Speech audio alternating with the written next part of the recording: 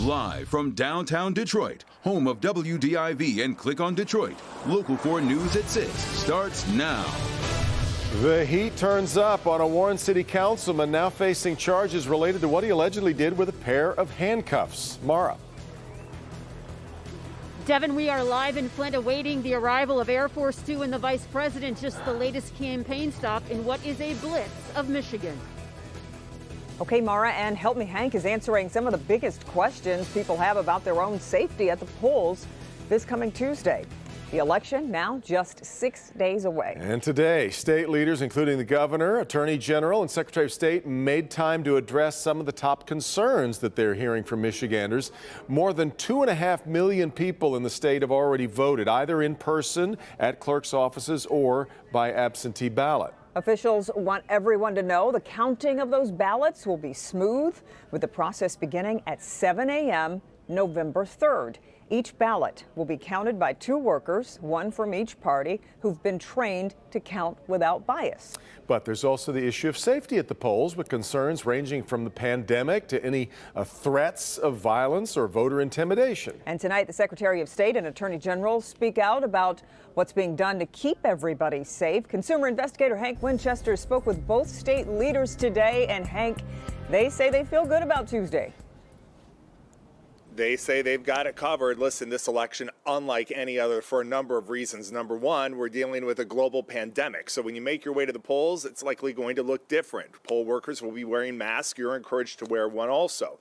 There's also concerns about voter intimidation and different threats. So what is being done to keep you safe? Take a look. It may be a concern for you, safety on Election Day. After all, we're dealing with an ongoing pandemic, and now concerns about the possibility of security issues. We stand ready to do whatever our communities need to feel supported on Election Day. We do know law enforcement is tracking chatter online, keeping their eyes out for any potential security concerns at the polls here in Metro Detroit. The Attorney General and Secretary of State believe everyone will be safe. Our office has planned for months to make sure that your voting experience is both safe and easy. We've prioritized protecting the health and safety of our voters in those precincts on Election Day and our poll workers. We've provided masks, gloves, PPE, put social distancing guidelines in place. This is notably the 4th election we're having this year, so we've really perfected a strategy of protecting people's health in the precinct. While you won't see police at the polls, they'll be on standby if there are any potential issues. And now a new issue for the Secretary of State. Her directive that sought to ban the open carry of firearms at polling places has been struck down. This legal challenge continuing. Voter intimidation is illegal under Michigan law, under federal law, and as the state's chief election officer, I have a responsibility to ensure that there is no voter intimidation and that it's not tolerated on Election Day. And as of right now, the Secretary is saying she's not aware of any credible threats, but we do know FBI, local police, MSP, they are taking a close look at internet chatter, working to stay one step ahead of any potential problems that could arise.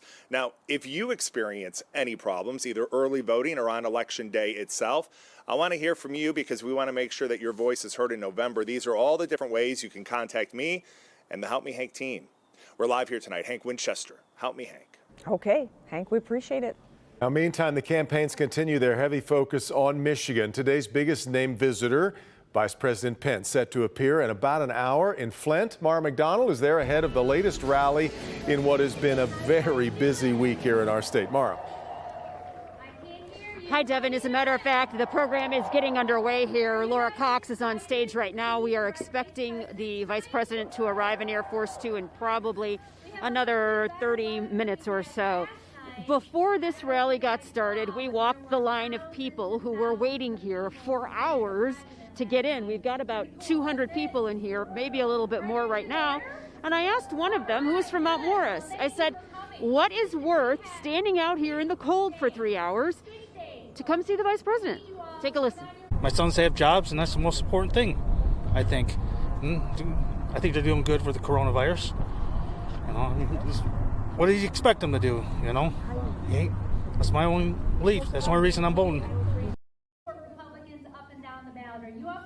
back here live. Interesting what he said about the coronavirus. Our pollster will tell you that if you believe the president has done well with the coronavirus response, that you are going to vote for him. But Devin, Kimberly, we are at a point in this state where if the day ends in Y, you're going to have a visit from one of these campaigns. We're live in Flint tonight. I'm Mara McDonald. Local 4. They're very hard to miss right now. You got it. All right, Mara. Now, President Trump is going to return to Michigan Friday. That'll be a visit to Waterford. The president's son, Eric Trump, will be in Lansing. His youngest daughter, Tiffany Trump, will be in Birmingham tomorrow morning. On the Democratic side, former President Barack Obama is going to appear with Joe Biden on Saturday. We await details on that. Joe Biden's wife, Dr. Jill Biden, will be in Lansing and Westland, and that is set for tomorrow. Meantime, President Trump on the campaign trail in the key battleground state out west. President making 2 campaign appearances in Arizona today, one of a handful of states that could tip the whole race one way or the other. President Trump won Arizona back in 2016. Tomorrow, he'll head to another battleground state, his now home state of Florida. He'll wrap up the day with an evening rally coming up in North Carolina. Former Vice President Biden was in his hometown of Wilmington, Delaware, started the morning casting his vote, as did his wife, Dr. Jill Biden. Later, Biden received another briefing from medical advisors on the coronavirus pandemic ahead of a speech on that topic. Democratic nominee says there is no easy path to defeating the pandemic, saying he will do the right things beginning day one, but it won't be as simple as flipping a switch. Stick around for more coverage of Decision 2020 ahead at 6:30 on NBC Nightly News with Lester Holt. You'll see it right here after this broadcast. Turning now to the coronavirus and its impact on Michigan. Case numbers remain alarmingly high, with the state reporting 3,271 new cases of COVID-19 over the past 24 hours. Sadly, 18 more people have died from the virus in the state of Michigan. There are new restrictions on gatherings in East Lansing ahead of Saturday's Michigan State football game. No more than 10 people will be allowed at any outdoor gathering. And the state health department has new testing requirements for group care facilities serving 13 or more people. The requirements include initial testing of all residents and staff, testing of anyone with symptoms or suspected exposure, and weekly testing of all residents and staff in facilities where there's been a positive test in the past 14 days. We told you about a Warren elected official under investigation for allegedly handcuffing a woman he said was tampering with a campaign sign. Well, now there are criminal charges against Councilman Eddie Kabasinski and new calls for his ouster. Larry Spruill live with the latest developments. Larry. Yeah, Devin, now he is in trouble tonight. That's because he is facing charges, and a local activist group is demanding for him to step down. You're not the police? Really? Yeah. You're not the police. Yeah, show me your badge. This Warren City Council member, Eddie Kabasinski, is in trouble and facing several charges. We're talking about impersonating a public officer, which is a 1-year misdemeanor, and assault and battery, a 93-day misdemeanor, according to the Macomb County Prosecutor's Office. East Point police say all of this started from a rally in East Point earlier this month. Warren City Council member Eddie Kabasinski is accused of handcuffing a woman who put Black Lives Matter stickers on a President Trump campaign sign. Since then, the South Warren Alliance, a radical movement, or SWARM, has been calling for him to resign. They emailed me this statement after learning about the charges. It says, in part, Eddie Kabasinski's behavior indicates that he is mentally and emotionally unwell and in need of help. We also strongly believe that Eddie has lost the public's trust and must resign, be removed from office, or face a recall. We hope that the courts will hold him responsible as charged and that he will be ordered to stop assaulting people who disagree with him or face further intervention. Accountability and removal from office are of urgent importance because Eddie's behavior normalizes the increasing incidences of extrajudicial action taken by far-right groups. These communists, Marxists, and socialists are committing high crime offenses of treason in our country. We stopped by his home Wednesday afternoon. You can see various flags and signs. He was not home.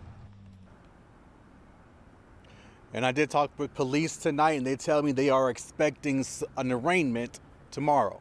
We're live in Warren tonight. Larry Spruill, Local 4. We'll keep following it. All right, Larry. A man is stopped from carrying a .40 caliber handgun and a magazine loaded with 13 bullets onto a plane at Metro Airport.